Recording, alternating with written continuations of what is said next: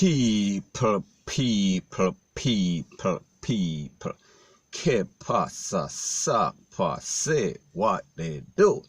Now the topic that is buzzing in the news, buzzing all over social media, buzzing in real life, is the incident that occurred in Spanish Town. We are speaking about as it pertains to the 4 popo getting conned up and 2 of them losing their life, and the next 2 is in the place of recovery. Now people, when we are stepping on crime, you have to step on crime very, very good. You cannot be caught half stepping or basically caught slipping. And the truth and the fact is that in this operation, we have to ask the question, did the popo mess up on the operation? Were they fully prepared or were they ill prepared? Because like the saying goes, he who fails to prepare, prepares to fail. So therefore, you are going to get shocked and awe in life and also in the popo operation. So people, I want you to take a listen, take a look to what the Commissioner of Popo, we are speaking about Major Anthony Anderson, had to say, and then I am going to give my piece. Sir, for 4 officers to be shot, something terribly went wrong. Any indication at all as to, any early signs as to what might have happened? Yes, what went wrong is that we have people with high-powered weapons and rifles, criminals with them in Jamaica, shooting at people. That's what went wrong. But police were caught off guard, clearly. They were not caught off guard. There's no indication of that. Whenever we go into an operation, we have to take due care of how we approach things. The people we confront have no such restrictions. Now people, you hear what the commander said, but did he underestimate the firepower of the gunmen?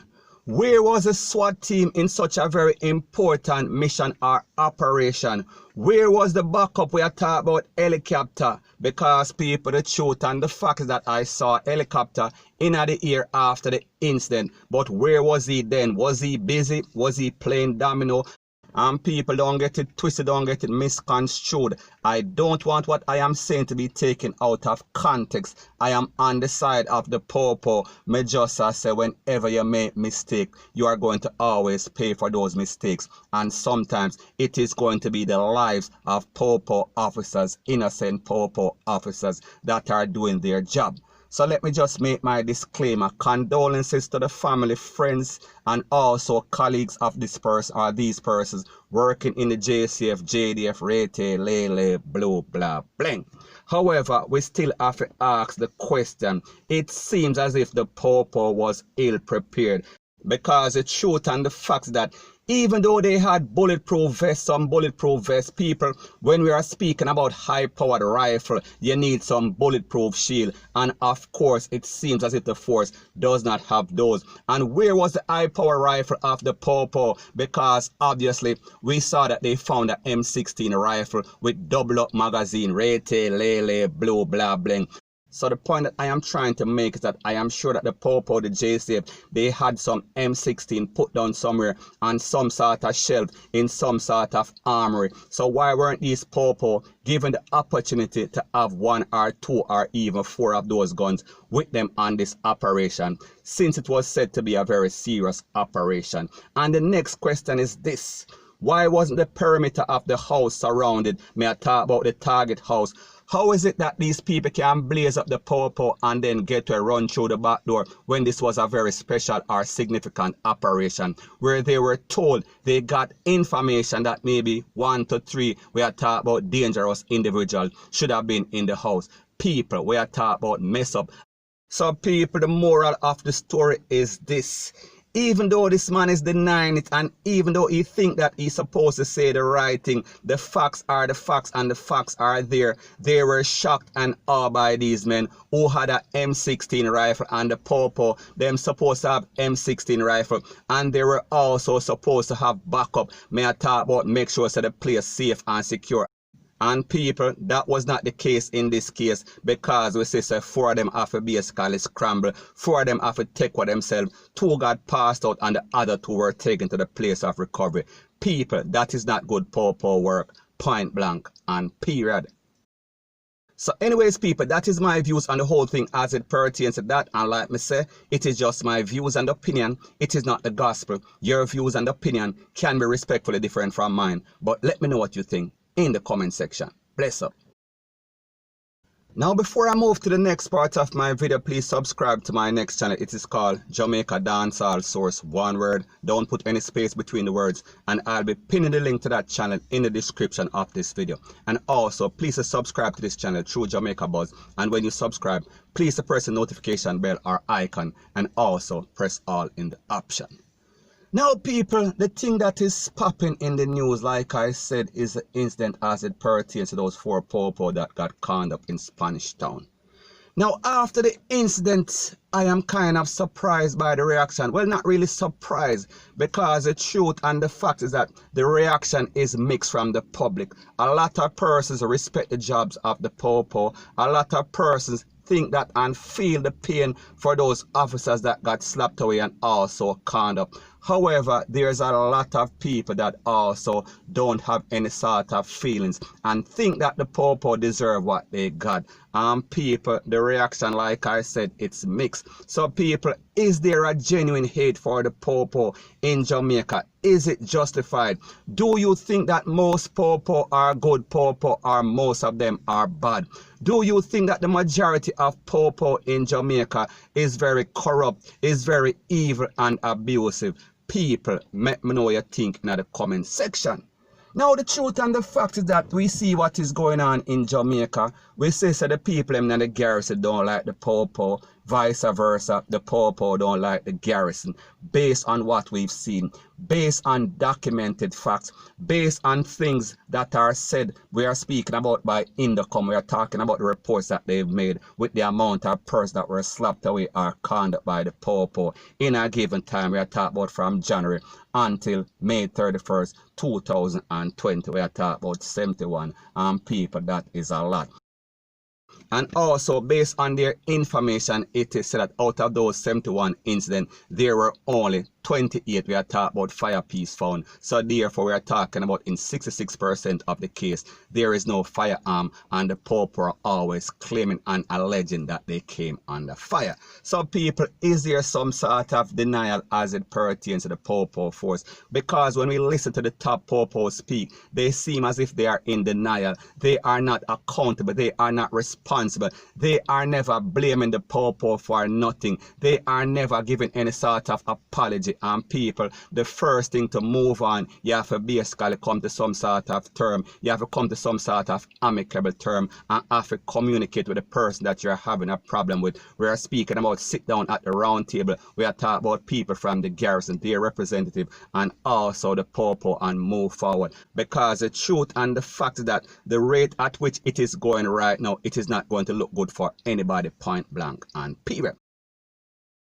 So anyways, people, like I said, there's a mixed reaction. We are speaking about maybe 60 to 40. We are talking about 60% that respect the popo, and then there's about 40% that don't respect the popo. So people, we are speaking about reasons for concern. So the moral of the story is this. Upon searching social media and communicating with a lot of persons, we are speaking about from the garrison, and we are speaking about from uptown. We are talking about locally and internationally. We see that there's a genuine dislike and distrust for the popo. However, there are a lot of comments that are out there that is dissing the popo even after what happened. So people, there is one that stood out, and we are speaking about a comment that I saw on a social media platform. And people, I am going to read for you, and I am going to show you in the video that I am not making up stuff. And this is exactly what the caption read. 21 gun salute to you, sir. At least you took a couple of police souls with you when you go under the ground and leave many feeling the pain. So people, we just show you that is a general consensus or the general feeling of a lot of persons out there upon social media in Jamaica, and especially in the garrison. So the point that I am trying to make is that this seems like it is a general consensus that is out there. And when I say general consensus, I am not speaking about the majority. I am speaking about there's a lot of persons that feel the same way about the popo, especially people in the garrison. So people, this is problematic. especially when we are speaking about a place like Jamaica, especially when we have a set of people with the kind of mind frame and the kind of MO that are very vindictive and that are very revengeful. People, Jamaica is going to have a very big problem. Jamaica might see a revolution because people like them say when things start to get to the point where speaking about reaches its boiling point and people can't get any more or can't take any more, they are only going to explode. So people, if it continues the same way that it is continuing right now, it is going to be mucho problemo. Point blank and period. So anyways, people, that is my views on the whole thing as it pertains to that. And like me say, it is just my views and opinion. It is not the gospel. Your views and opinion can be respectfully different from mine. But let me know what you think in the comment section. Bless up.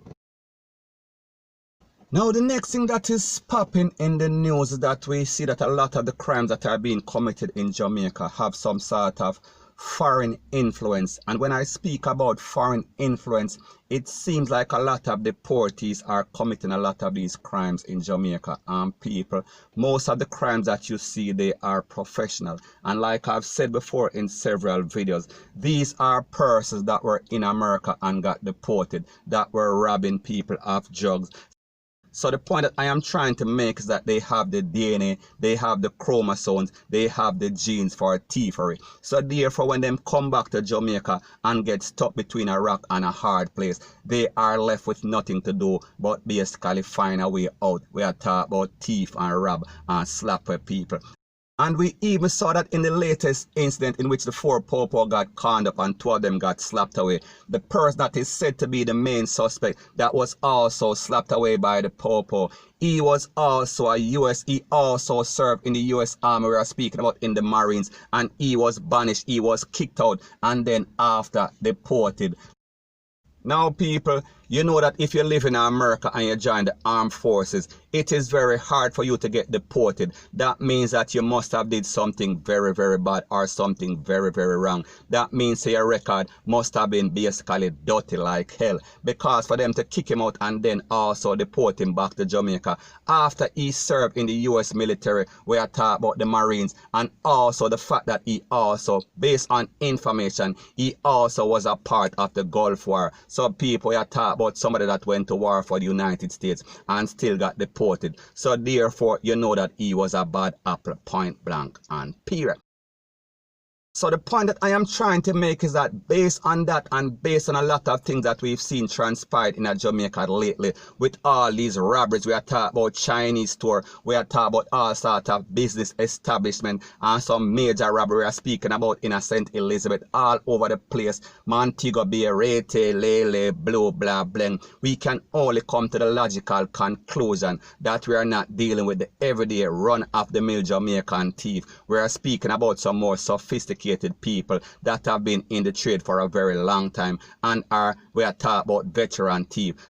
So in other words, they have taken their tricks of the trade back to Jamaica with them on the plane. We are talking about on the Con Air, and people, Jamaica is now suffering the consequences of their action. And people, it is being perpetuated once again. We are speaking about that incident as it pertains to the 4 popo.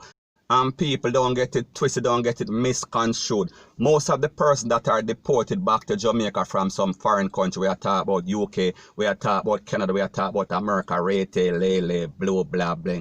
They are not really criminals. They are deported because of paperwork. That means that they did not have any sort of document. And most of them were not criminals when they left Jamaica. Whatever trade they got into, we are talking about the drug trade, we are talking about weed or cocoa, they basically learn it there. So when they come back to Jamaica, then basically start to blend in a society.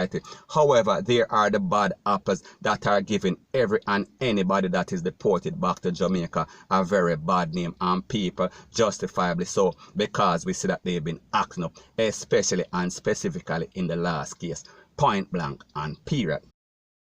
So anyways, people, that is my views on the whole thing as it pertains to that. And like me say, it is just my views and opinion. It is not the gospel. Your views and opinion can be respectfully different from mine. But let me know what you think in the comment section. Bless up.